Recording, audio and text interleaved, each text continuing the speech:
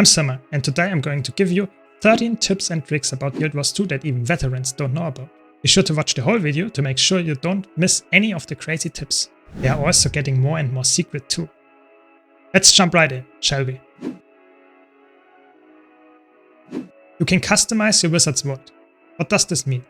If you click on the gear icon in the top left corner of the Wizard's Vault interface, you can select which game modes you want to receive dailies and weeklies for. So if you're only interested in World vs. World dailies, you can switch to that, and from the following week on, you will only get World vs. World tasks. Nice, isn't it?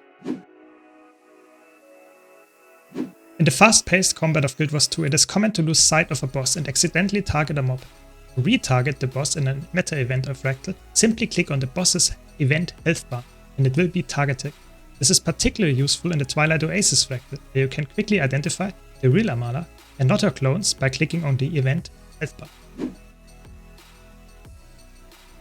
You're all familiar with the bouncing chest above our minimaps.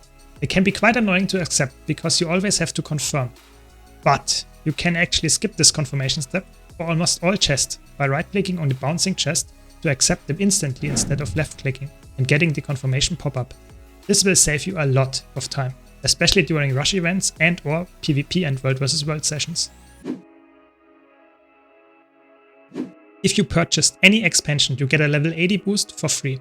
But this boost not only lets you test a class at level 80 first, but also provides you full Celestial Exotic gear for free, if you commit to boost a character fully.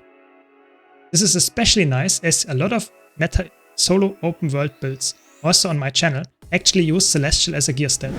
Furthermore, Celestial is quite pricey to get, so you get double the value here. And don't forget, you also get a free shared inventory slot if you got the level 80 boost via buying an expansion. Here's an amazing bonus tip. Subscribe to my channel for more crazy helpful videos in the future.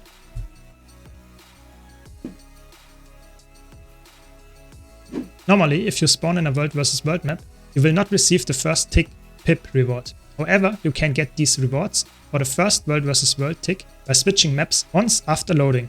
For example, you would switch from the green map to the blue map and receive the tick reward.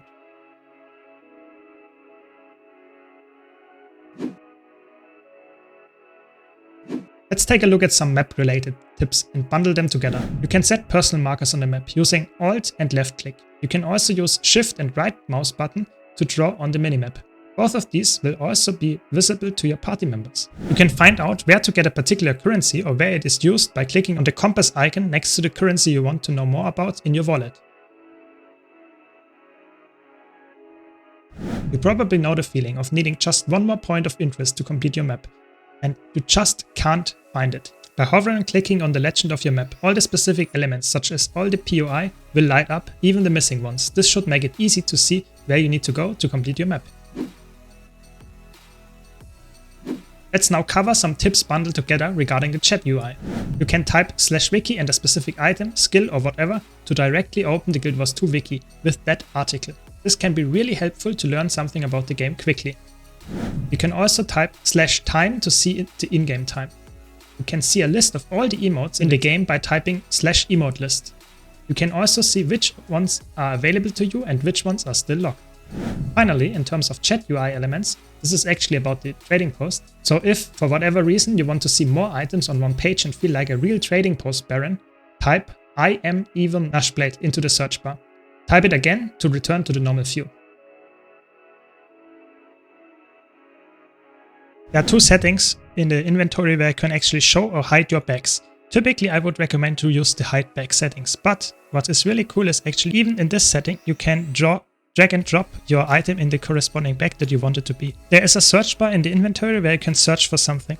But if you search, typically the inventory gets smaller, so you can't see what else is in the inventory. But if you want to move it to a specific location, you can use the previous tip to put it in the corresponding place. But you can also just drag it, and while you drag it and hold the left mouse button pressed, you can actually delete the search and you still have it hold, and then you can put it back to another spot. Really helpful if you have some kind of messy inventories. If you want to salvage a very big amount of items, let's say multiple stacks of undefined gear, you can actually not only start the salvage all feature, but you can start the salvage all feature and double click this copper fed. If you don't already have access to those sweet hubs and launch passes from the gem store, such as the Mistlock Sanctuary, where all the vendors, TP and the bank are in one place, you can actually use the Obsidian Sanctum World vs. World map to do just that for free. Another round of rapid fire tips regarding skill UI this time. You can right click skills to quickly swap them out of combat. You can cast skills on yourself by hovering over any fixed UI such as the health bar, and the skill will be cast directly below you. Not only AoEs, but also movement abilities work this way.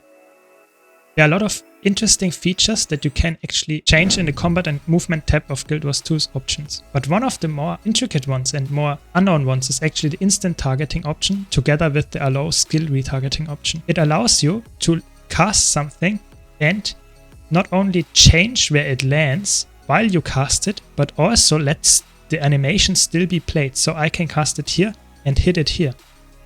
This might seem like something not that important, but if you play PvP, competitive modes, world versus world, whatever, this is extremely broken. You can force a dodge from an opponent here while landing this skill here. For more skills and settings that are helpful, such as lock AoE to ground target, check out my settings guide in the top right hand corner or the description below. You can see if someone has loaded into the instance if you can click on their character at the spawn. This can be useful if you want to make sure they get the ready check pop-up. The Special Forces training area is a nice place to test your build in terms of DPS, healing or boon uptime on a golem. It is very useful for improving your skills on a particular build. Normally accessed through this portal in Lion's Arch Airdrome, you can also exit it from the strike portals in Eye of the North and Aberstorn by purchasing this Special Forces training gate link item from the vendor in the Eye of the North. Again, 2 tips in one here. Firstly, you can actually filter your achievements in Guild Wars 2 as shown here. So if you only want to see achievements that give you achievement points, you can do that, or you can filter by mastery points and much more. Secondly, you can customize your achievement watch list, which you get when you click the eye icon next to an achievement. What does that mean? You can actually choose the order in which they appear. You didn't see that coming in the rather rigid Guild Wars 2 interface, did you? I saved a very secret tip up for last. You can stow your weapon by pressing the default keybind R to interrupt your casts. This is common knowledge. Typically you do that if you want to bait dodges in PvP for instance, or don't want to waste a skill in an invulnerable enemy.